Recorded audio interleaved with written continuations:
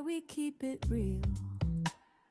Changing the way we look at Garifuna is our objective, with thought-provoking conversations with Francois Estrada, The Healthy Corner with Melissa Rock, and of course, the culture meets conversation with Amadi Denzilino.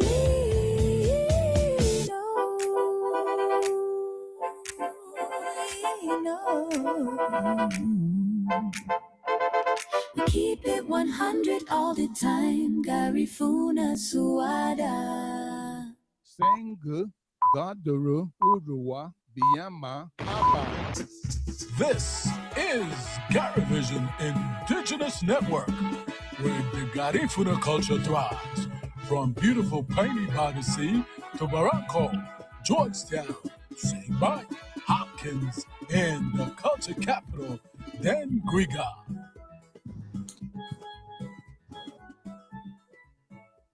This is GariVision Indigenous Network. Garifuna Suada.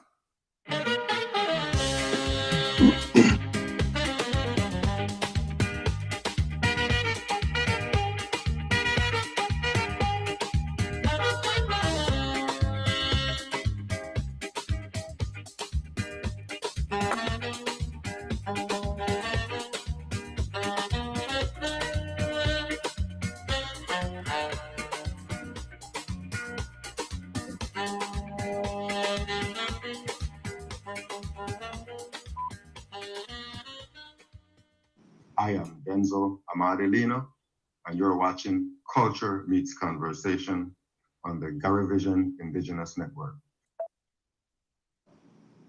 Yes, good evening, and thank you for viewing the GariVision Indigenous Network on Culture Meets Conversation.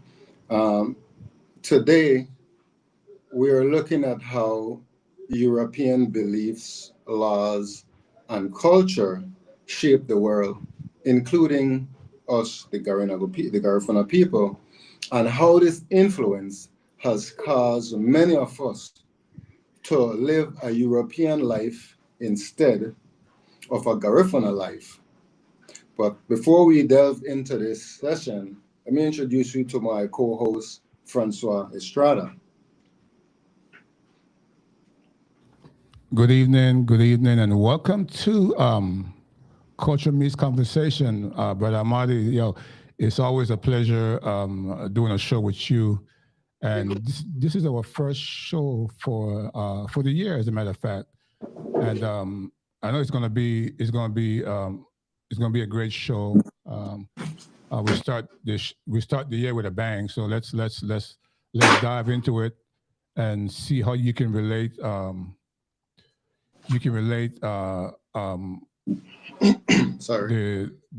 The European history with the Garifuna history. So let's see how you can relate these two together. All right, well, definitely, Francois. So what we want to do, right, first, we're going to go into the history of the European people,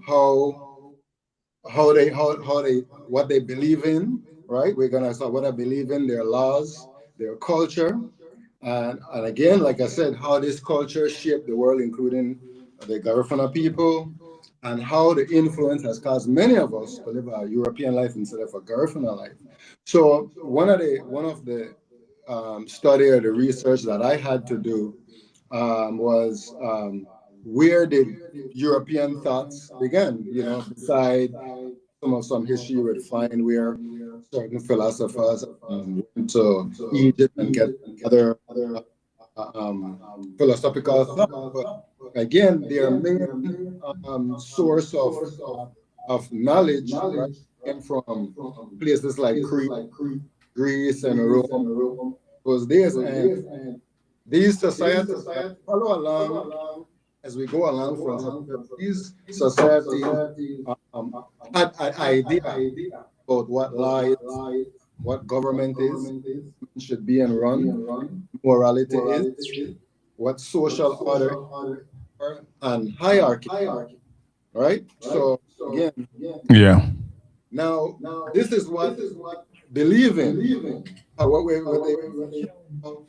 When it comes to what do they believe in when it comes to spirituality, how about social order, how about economic? So we're going to, when it comes to European, like how some viewers will Go back to two. heard about the count. Yeah, 325 when the church was centralized, but basically European believe that spirituality should be centralized under one authority. One authority, doesn't matter, right? So that's one of their belief system. They also believe that human beings should be controlled by rules and system, and the society should be organized by class, right? You got upper class, middle class, lower class, and they believe that land and resources should be privatized or owned and not shared. Those are now you're gonna what we saw earlier on the video. When you think about spirituality should be centralized, humans should be controlled by rule and system, you're gonna find all those came out of necessity because of the video that you saw about the famine and the plague and the overpopulation and all these type of things. You're gonna see why it was inevitable for them to think of a certain kind of way, believe a certain kind of way, and live a certain kind of way. And we'll get to that, and we'll get to that because it still applies today. How these beliefs, right? How these beliefs, coupled with their lack of, right, shape their behavior. And as we've seen, so what happened, Francois, when you were living in Europe in this ice box, right? And then you have this famine, you're having this disease. Obviously, you're running short on food, you're running short on resources, right? So this caused competition amongst themselves because they're always lacking. Yeah. This caused a war, right? This even caused them to branch off that outside of that icebox and go into conquest, right? And expansion, right? Conquest and expansion, ownership, control. That's where we're gonna go later on into colonialism, right? So now most of these things, and so the forced colonialism into exploration and expansion, which led to the colonization of or European people. How we got we forced names, right? Forced names on us. Forced education and forced economic system, right? And as we go along, see how basically, let me start off with Spain, Francois, a little bit for Spain. Was one of the Portuguese was one of the first guys to have the slave, right? But my understanding of what I read was that whenever they clear, you wanted to become you, and I'll explain what I'm saying. France wanted Africans, right? But France wanted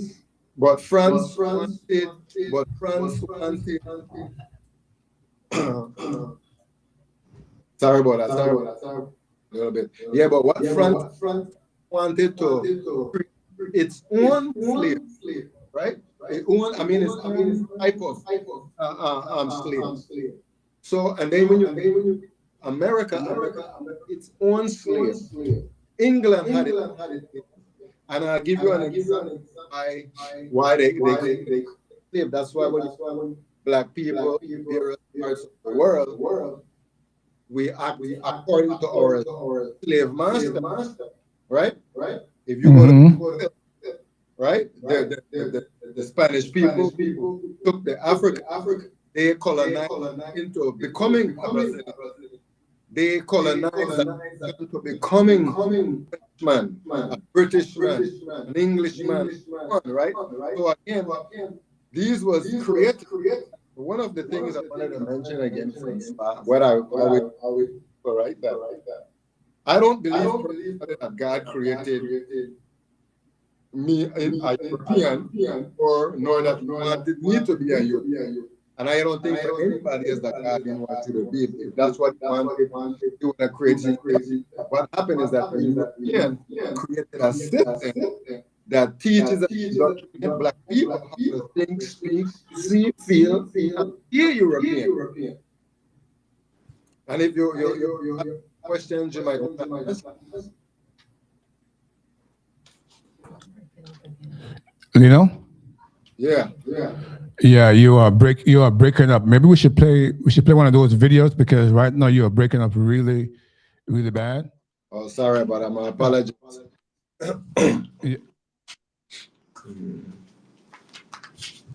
Yeah. So you want us to take a run into one of those videos right now? Which one you're talking about? Okay, we can go with the famine, and we'll explain again what are the famine or is the plague. You're gonna we only, I believe we have those two videos, right? Yeah. Darkest years began with rain. In the early 1300s, relentless downpours turned fields into swamps, destroying crops for 3 straight years. This was the start of the Great Famine. Grain prices soared, and even the wealthy struggled to find food.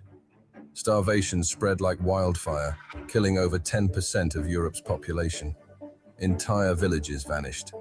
Desperation led to theft, cannibalism, and mass migration. But it wasn't just bad weather. Overpopulation, war, and poor economic management made things worse. The famine exposed how fragile society really was. It set the stage for decades of suffering, showing that even the mightiest civilizations can crumble when nature strikes. The Great Famine became a turning point in European history, forever changing the continent's social and economic landscape. Okay. Yeah, so well, I hope that I'm not breaking up. I don't know why I checked my net and it's running, but Europe was drowned. Okay. All right. Well, let's go back to what you were talking about before that video. okay. So yeah, we're talking about the colonization, right? About the forced names, forced religion, forced education system, forced economic system. This is, for example, I say that the indigenous names were replaced with European names, right? And the European religion enforced as the only, right? That was the thing about what the Christianity did, and we already know this from so that the indigenous spirit the label as evil or backward, right? And right now, we especially we touch into those our spirituality or very own people curse, denounce, test as under the name of like that's don't even know how I would even self would rebuke if you really think about spiritual sense to deny and then at the same time claim or go ahead. No. You go ahead, Lino. Okay. I'm sorry. Okay, so I'm saying back to the European force, religion enforced civilized religion, which spirituality was as evil or backward, and the community sharing as a people was traded off with money, right? We got paper money, cash. We have taxation on our land, taxation on our food. Now we have own where we gotta put boundaries on. And now we have to for labor and for what we had before. Building rather than living, we were builders. So these Europe came now started right European language, which is English as the first language, became the official right? Became the official language. European how we dress, right? The way how we our behavior, our manner became the proper way. Now again, if I think a certain kind of way, contrary to what these Europeans have taught us, then I'm not acting properly, right? I'm acting improperly. Then again, they talk about our behavior, about the family structure. was replaced, right?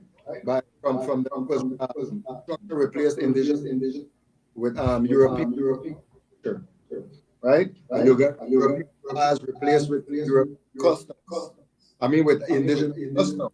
Those are international value, constitutional value, Garifuna people. All of these things, what I'm saying at the same time, why the Rights Act and the ILO, that this whole thing, what we are going through now is basically illegal. I'm supposed to be including my language, my culture, right? But I'm not. So right now, you're like the government and just presently in a violation of these rights as people as indigenous, they need to restore.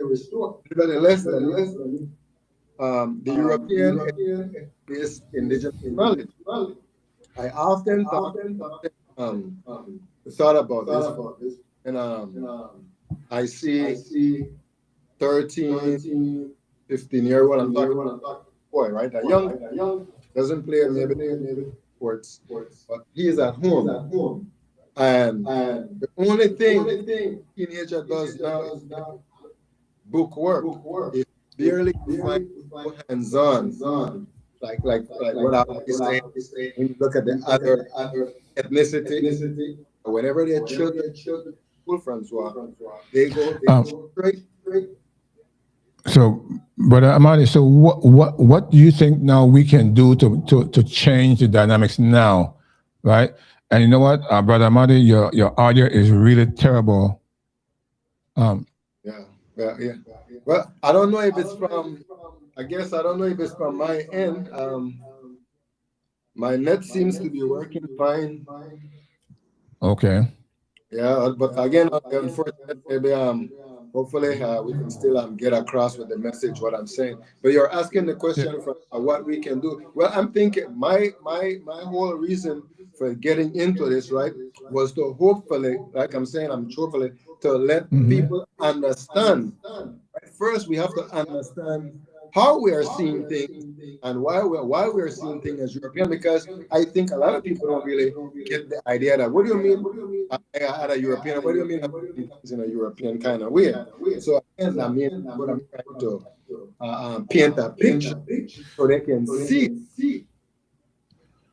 Yeah, but Amadi, so let's say, okay, so I'm playing the devil advocate. So what do you mean when you say that we are living a European lifestyle here in Belize?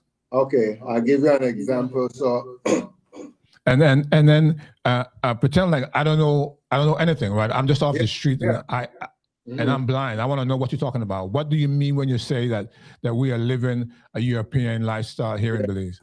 Okay, so I'll give you an example. So let's say I know a lot of people familiar with these on Facebook with these African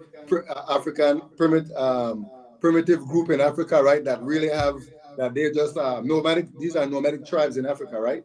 Right. No idea about religion, no idea about anything, right? So I'll give you an example. You familiar, everybody? Maybe I could use the word Chaba. Everybody know who Chaba is, right? or what's the other guy name? The Quay, so let's say yeah, Chaba. Let's say I take one of these guys, Francois, right? Yeah. I'm going to take him. I'm going to explain to him about the universe, who God is. When you hear lightning and thunder. So now, whenever anybody else asks him, he's gonna tell you what I tell him, right? So now, so imagine now, I am a white man, I'm a white guy who tell Chaba everything he know. So whenever anywhere in the world he go, he gonna explain whatever he know, based on what a European person told him. Yeah. So again, I'll give you an example. You have I have a European name. I follow European. I follow from the day I was born. I speak European language. I'm familiar with European law. I'm familiar with European religion. I'm educated in a European system. Therefore, when I measure success, I measure success based on European standards. Right? If you're a farmer or if you're a fisherman, that's not a European standard. That's an honorable job. right? Because I'm seeing a different kind of, when I say now, I was that we raise families in European structure, we practice European style economic. Therefore, Francois, you got European religion, European standards. Now we judge based on European eyes. If Right. I'm the one that educated you, Francois, I'm the one that's telling you about yourself. Right? That's all you know. If I'm the one that's saying, look, if you ever see a black guy, right, and he doesn't talk a certain way, if he doesn't behave, Yeah. it's more than likely he's a thief and a criminal. Follow me? Yeah. Do you think that the average person in Danguya can comprehend what you're talking about? Hardly, not right now, and so it's going to take some time. I think it'll take some time, though. It'll take some time, but I think the way how I'm explaining it and as I play around with it, it'll become more easy and more palatable, tangible for them to pick up and see what I'm saying. And the question, that's what I'm saying. And the other question is this, right? That when you practice European laws, religion, education system, the European standards, the European structure, what this does now, remember now, I just used Chaba as an example, right? Right. Well, guess what? He is anything African. He cannot talk. I'm going to change his name to Chaba to William. Right? Okay. So I'm Europeanizing. I'm taking away his what? Identity. I'm taking away his African identity. And to the point where love the identity that I've replaced, he's more in love with that replacement than who he actually is. And that's right? We love the European standard more than the we don't know. We lost it. Yeah, but Amadi, do you believe that we can change the way we are right now from a European mindset to a Griffin mindset? Because I don't see that happening right now. That's going to take. Remember, we've been in this predicament for over 200 years, and it's going to take more than 200 years to change the mindset, right? Okay. But I'll tell you why I believe it's going to happen, right? Because I saw when Rastafarianism was nothing, right? Where they are now, right? And they started off with a few who was hated. So my point is, what I'm saying is that we could have a few Garifuna people who's going to live in a Garifuna communal land, holding on to the custom and cultures of Garifuna people. We're going to have a few who have that. We're going to always have that right to hold on to our heritage and our culture. That is always be there, right? Yeah. I don't think everybody. Right, because whenever you are advocating for change, the people who you are advocating for, they are the ones who are going to sabotage your efforts, man. Because right now I don't see us changing anything right now. There's so much division. There's envy. There's a lot that we need to work on. So it's going to take some hard work, like we always talk about. It's possible. It's very possible, but it's going to take some work. It's going to take some determination. It's going to take some purposeful determination to change what we need to change. Yeah, go ahead. Yeah, one of the things I always thought about, so for me, Francois, what I see how based on history, we can be as disorganized as we are, man, but for some reason, the universe, the creator, right, always finds a way to balance itself where it's going to give birth to somebody who's going to have the full capacity, ability to organize the Garifuna people and start a movement. Right. They're going to have that person You know, that person is going to, again, that's going to rise, organize his people and fight and do far better than what we do. Right? But again, we just keep staying. Don't have a chain break. Right? With the Yeah. you know, because again, that's the unfortunate thing where we were not taught for many years, you know. And it took us our adult life to start looking into it, and now our younger generation, they don't have to go to learn at our age. Mm-hmm. Mm-hmm. Right? So in Francois, like when I talked about all the European things that we practice European religion. All these European cause us a denial of self. And I get back to what I said, where denial of self is self-hate. This self-hate come from, right? So when I'm self is that you see how we don't, right? Because we don't, I guess we don't really evaluate that much. Yeah. For me, when I see it's very, very shameful for me to see common sense Garufunel. Maybe I might get some people who I can give a pass because I really know better and could easily persuade them and leave. I give that to people when I see common sense turn away from abandoning their own the Garufunel spirit for Christianity. Where Christianity had that's like I said, God, but I would say that would be something from them in your gut. Rejecting your culture from only the man. Do you have a fan? Do you have a fan running in the background? Yes, I do. Okay, I think that's what's causing the problem. Okay, well, yeah. All right. It's all right. Let's just continue. Okay. Let me just turn the fan and see. Yeah. Okay. Hopefully it works better that way. I didn't know the fan could affect the Wi-Fi.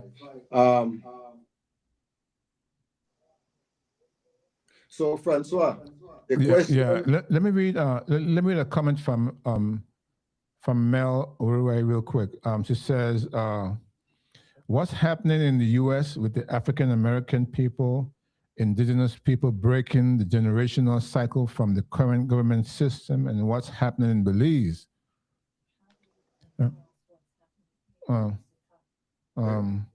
I can't. Let me see here. I'm trying to read this question here. It's not coming in. Oh, okay. It says, how do you contrast what's happening in the United States with the African American people, the indigenous people breaking the generational cycle from the current government system, and what's happening in Belize? Man, you know, Francois, it's actually, to me, I almost see it like the same thing, because what happened is that African Americans, right? If you look at early in the from the 30s, 40s, 50s, 60s, especially in the middle class African American who were they were the influencers of the lower class, because buying the trying to keep up with the trying to look like the white folks, right? Trying to live with like the white folks. Because remember, back then they were domestic workers. So when they go folks home, they see all clothes and all and washing machine, the iron, they take that to them, like it, right? So they start to become consumers. Now the Belizean went over to and you know the American culture, we fall even very easy in American culture, and now you have Belizean Asian Americans and African Americans who are influencing the beliefs, right? So when, like they say, if America is what you see about in the 90s about the domestic violence, in the 90s in America, every time a woman comes out to think up, beat his wife. Belize is real. At that point, no way you're going to hide violence where women going to be on. Well, we don't have to be child. They get support maintaining jail for child maintenance. What Belize is doing that in exactly what they are went throughout the years, especially to do with marginalization. Yeah. Yeah. In the movie, we play out already.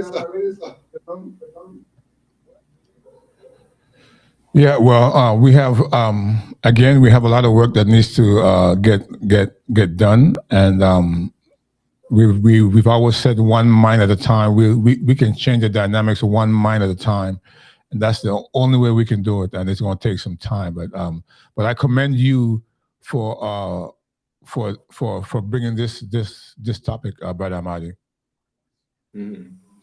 Right. So, and before we should close or anything, I don't know how close we are, Francois, but one of the questions that I thought about and wanted to ask our viewers, right, when they do ask, the question is, what part of your life are you truly living as a Garifuna? What part of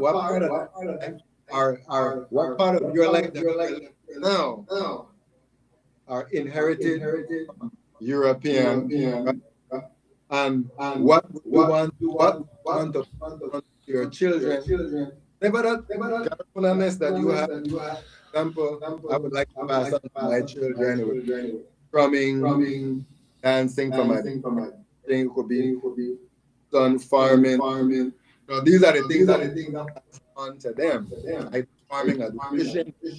Yeah. So if we're our viewers who say they are Garifuna people, say which part you're only living as a Garifuna. Most Garifuna, the language, but there are more to it, right? Yeah, but I'm listen. I have another question here from Mel Orue.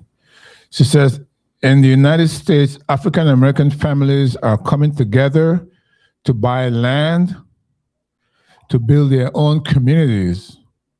Do you think Garifuna people can come together to take back their land and rebuild our communities? Do you see that happening, Brother Marty? I mean, I know it's not gonna happen right now. Mm-hmm. That's gonna take some time to reprogram. Well, this is just my belief. It's going to take some time to reprogram the mindsets of people in the America right now. Actually, it's going to take some time to change the mindsets of Garinago wherever they are, in Honduras, in Guatemala, in Nicaragua, in Belize, wherever they are. It's going to take some time to change the mindset. So, do you see it happening? Yeah, I do, Francois. That's what I'm saying is that when I see the Mennonites community and I see other small community, I believe that the Garifuna and what the viewers said, I noticed that in America as well, where Black people are. But what my suspicion is, and that's what I've been playing around with, the key to this establishment, why I mentioned the Mennonites and the Rastafari, and because one of the key elements that they use is based on religious grounds. So, for example, if Garifuna create a community, it can be based on a religious movement, Garifuna spirituality, then you can establish that based on a religious ground. That's what the people, African Americans, are doing. The Mennonites based on religious purposes and all the exemption, right? There's a lot of exemption in religion. So I'm working on my Garifuna and how to. We have to formalize right? Because just like you like over 40,000 denominations, but they are formal and codified. So spirituality, just like any religion, it cannot just be a religion.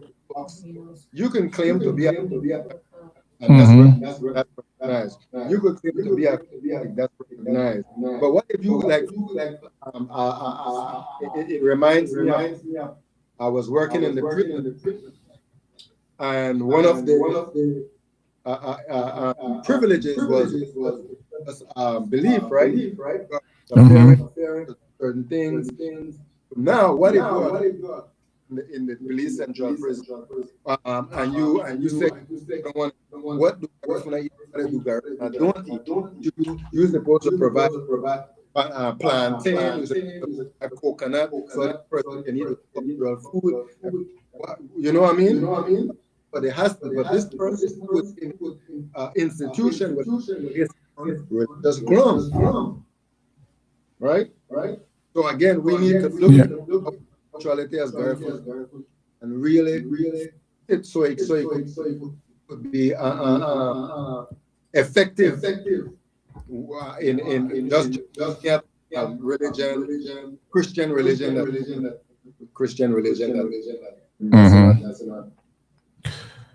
Well, Brother Man, listen, we should end this show early tonight because we're having some I don't know where it's coming from. I don't know if it's coming from your end with your audio. Yeah.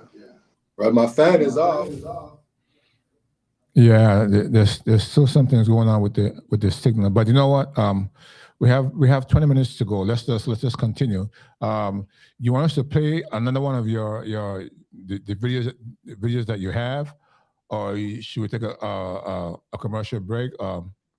Let's just go into one of your the videos you have. Yeah, the video is good. Yeah. All right. Drowning in filth, disease, and ignorance until African Muslims saved them. Europe was in the Dark Ages. Literally, no sanitation, no education, no medicine. Then the Moors came. These black Muslim scholars from North Africa brought science, math, medicine, engineering, and even the concept of bathing. That's right, they had to teach Europeans how to wash themselves. The Moors ruled Spain for 700 years, building universities, libraries, and surgical centers while Europeans were still living in filth. But after they were kicked out, Europe stole their knowledge and erased them from history. The Moors didn't just visit, they built modern Europe, and they don't want you to know it. All right, let's go into the next video while we talk about that. Okay. You said over 700 years ago, right? Right. No, that's a very long time, man. So, and Garifuna people, we have been in bondage over 200 years. So it's gonna take some time to change. Right. Yeah. And you could see, and Francois, if we could really look at the timeline, look at those plagues, look at famine. And look at the time when they start exploration in 1492. They was having famine and plague from the 1300s, 1300. Right. So back then they had to make a decision: how are we going to survive in this ice box? We have to get off this island, right? And again, what we are trying to tell our people is that because they didn't have enough land to plant enough food, because they didn't have enough anything mentally, Europe then Europe now, it will all be in one, because Europe does not have its natural resources. It have it then, it doesn't have it now. So what happened is that we switch, where we are living for disease and lacking. Africa is living disease and lacking, when it's in our mentality as Africa that we're not going to have any more. We have elephant, we have gorilla, we have lion, we have plenty of The only people who think that food is going to run out of the people if there wasn't none on their land.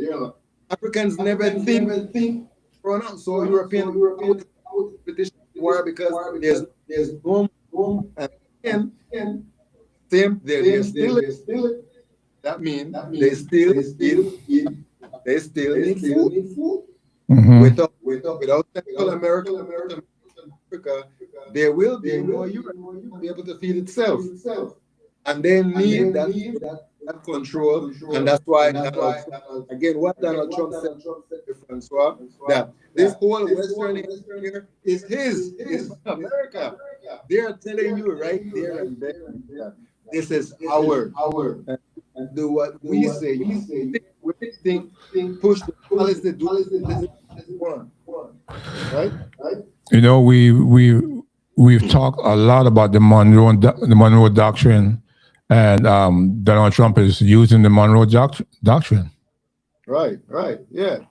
And again, that's why. So whenever they say that this is old and that was way back then, here we go again. Yeah. This is something from way back. When it comes to black people, always that's in the past a long time, apply. Right. But what I'm saying from the papal bull is still the law that hold all European countries. Because if you let's say for example the papal bull, you would have to compensate that entire international nation that was on the land of America all throughout the Caribbean. Mm-hmm. According to the indigenous group, and in the United States for the land, right? This guy he explained that America used the doctrine of discovery we call the manifest destiny, right? Where it's called nationalism, where they kill out Indians and according to America, and this is what I keep telling people against. It was God or God told Europeans to take our land and kill us. God told the Americans land and kill. You follow me? Yeah. So which God are you talking about? Well, which God of God? Yeah. The God of the Bible. So you're talking about the blue-eyed Jesus, that God. Yeah, the one that said, the one that, you know what? The God knows. Okay. I mean, I said the same one where have a baby with the legal man. Okay. That's true. The man have a baby that 13-year-old and they get back when man they pay for all kind of thing they call one name, Yeah. Yeah. You say I don't want to get into God. You say when I get there, I must say they violate, but all right, well, let's take a quick station identification break, and then we'll come right back and wrap it up. All right. All right.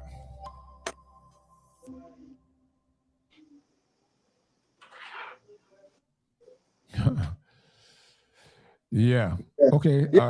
So what I'm saying, man, is their belief system, and even if you look at the Epstein with Donald Trump and the little girls, that's their nature that's just their moral nature.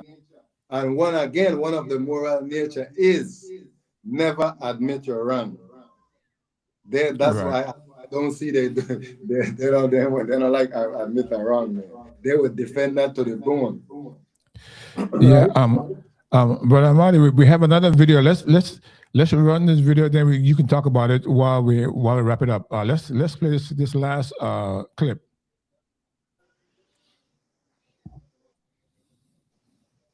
Bubonic plague swept through the Middle East, Asia, and Europe. In Europe, it wiped out as many as 50 million people, or more than half the continent. But did the European hygiene practices at the time help or hurt the management of this deadly epidemic? Today, we're going to examine what European hygiene was like during the Black Plague. If you were a flea, rat, or louse, the 14th century was a good time to be alive because you were thriving in filth. Plus, you had a steady job spreading disease. A flea would bite a rat that was infected with the plague, and when the flea was hungry for its next meal, it would jump onto a human and bite them, transmitting disease from rat to human. Doctors of the era never identified fleas as a vector for the plague, so people continued to sleep on straw bedding that was teeming with vermin, never realizing the risks they were taking for their barely comfy bed.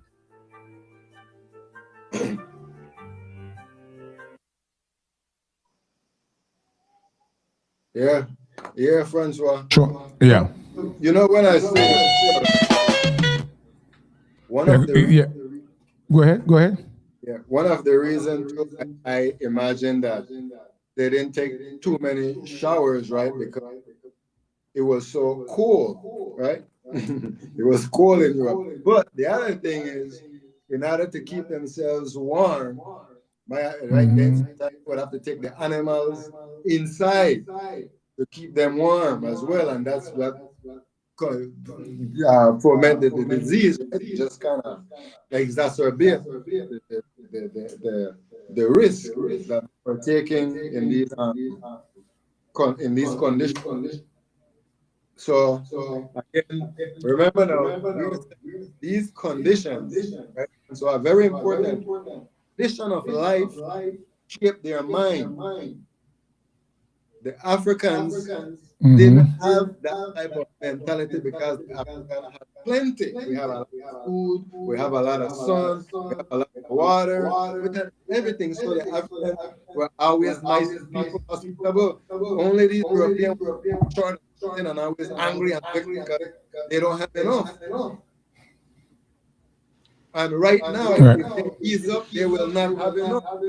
Constantly have to, they constantly have to take because they don't have it there. So we know that that power, that force, they still need it. They still need colonial strength, and that's how that is playing out. West Africa, Nigeria, let go of that.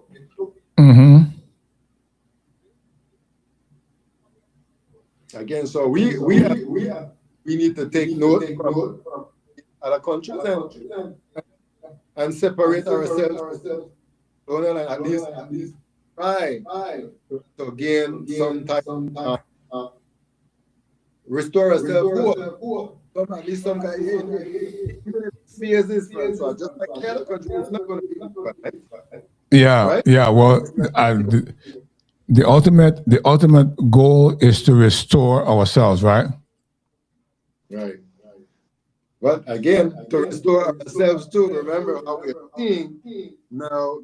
If we're seeing, remember that we're seeing each other through the lens of a European.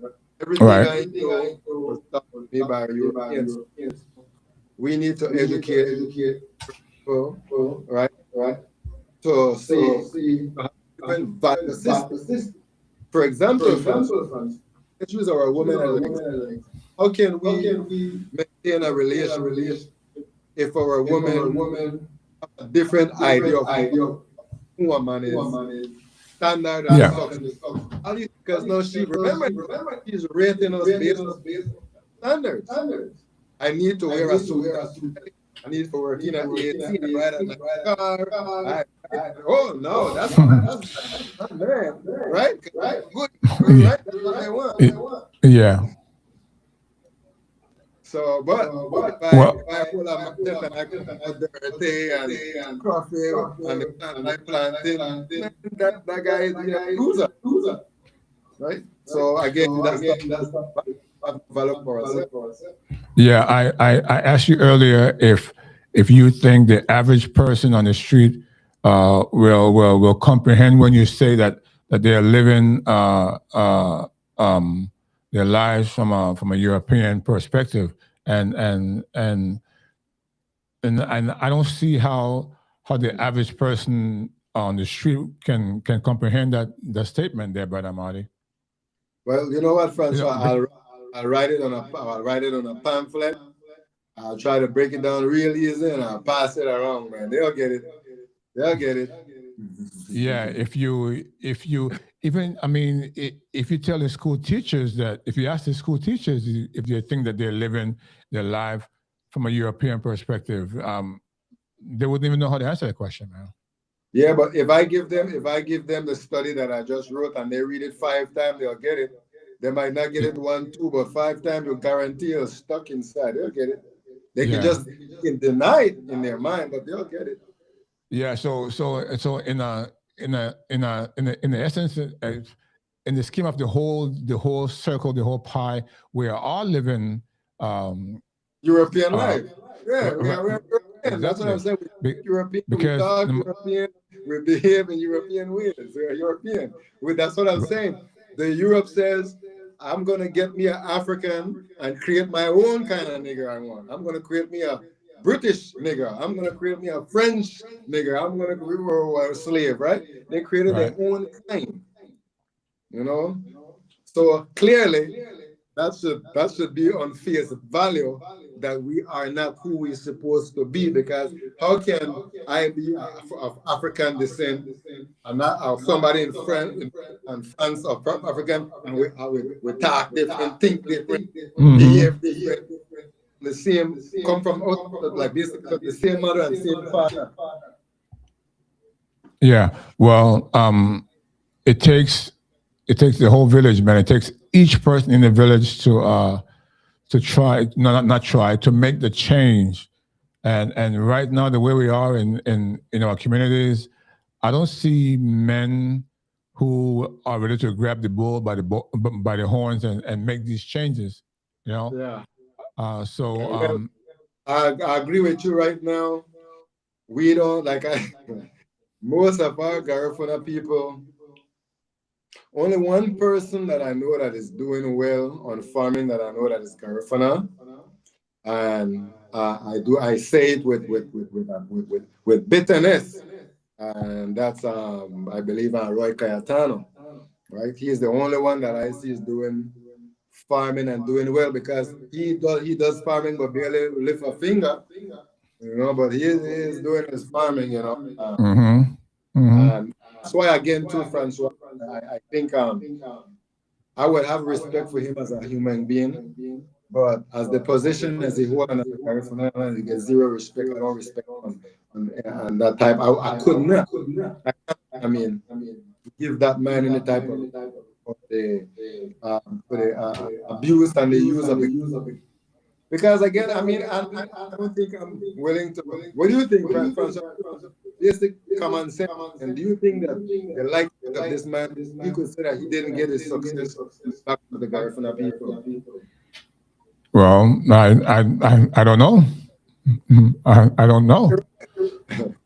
You're right. So again, if he go and claim that he is representing the Garifuna people, that's what he's using. Not representing, you know. He's using the Garifuna to get what he wants. Well, you know, but Amadi, I'll say this, right? If the Garifuna people don't want to wake up, listen, you can't force them to wake up, and it's going to take their generations and their children's generations for them to wake up. Because if they don't want to wake up now, there's nothing you can tell them. There's nothing we can tell them for them to wake up. We can lead the mule to the water, but we can't force that mule to drink. You understand? Yeah. So we have been talking about these issues on GariVision for over 15 years, and we only have a handful of individuals who really grasp the essence of what we're trying to bring to the table.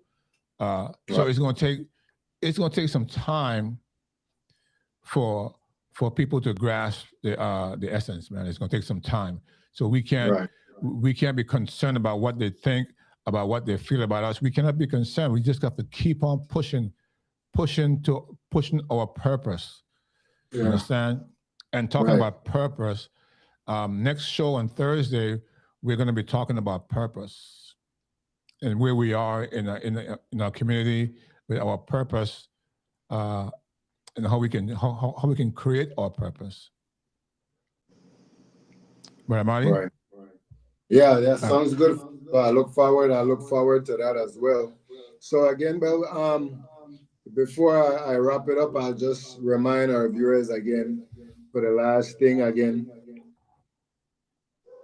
We're just saying that which part of your life, I mean, and that's a true question, Francois. I often ask myself the question, what is a Garifuna man, or who is a woman? You know, really ask myself, and if it's necessary, because again, I think about, you know, some Garifuna do, they feel like they think so low and backward that everybody's going to do farming or you're going to live a mediocre life. Absolutely not. Right. It's absolutely not. It's not to live a Garifuna life. If we get real the authority we need, I can do a lot. You know, I wanted to digress. You know, have to be another time with the JTP, but it might be going to relate that to just Garifuna land. Coming back to all the, I believe it can happen, right? But again, we need that power to be able to acquire land, establish this thing here, and then again, I think our hands are tied on acquiring land. You only have people, and the government going to give us the ground. But you know what, Brahmadi? Listen, anything is possible. Anything is possible. You just have to be determined. I've always said you got to be consistently consistent and do it. I mean, anything is possible. The sky is the limit. You can reach whatever you want to reach. You can reach whatever goals you want to reach. Anything is possible. So if you believe that it's possible to get back this land, then guess what? Then it's possible. Yeah, it is. Yeah, I believe if you believe that it's possible to change the mindset of Garifuna people, then it's possible, right? So whatever you think is possible, go ahead. Yeah. Oh, sorry. I was saying that. Yeah, that is two. We have two major problems. You know, one is to get the land, and two is to get families who would volunteer to move into this community and commit to Garifuna Duro. Commit to bartering. Commit to no fence in the yard. You know, a fence you walk. You know, nobody know the thief. Nobody nothing. You can walk through your yard, and you know, nowadays if somebody walks through your yard, hurry look and see the thief. You don't have to worry about that. We will. It's a community where everything that for everybody, you don't have to thief anything. You know how I see that changing, Brother Mahdi? If there's a major storm that destroy everything, and then we have to start. Right. Yeah. So maybe we need a major catastrophic storm to destroy Dangriga for us to start again from the beginning and go back to the way it used to be. Well, I'll be surprised you get another hurricane. They'll use that reason to run right down America. They won't stay. Yeah, well, and they'll use that excuse to get out of here. Yeah. Well, I'll stay and take up all the land myself. Yeah, right. All right, man. Well, listen, let's wrap this up, and then Thursday again. This was our first. This is our first show for the year. Right. But I'm proud that we took the initiative to do the show today.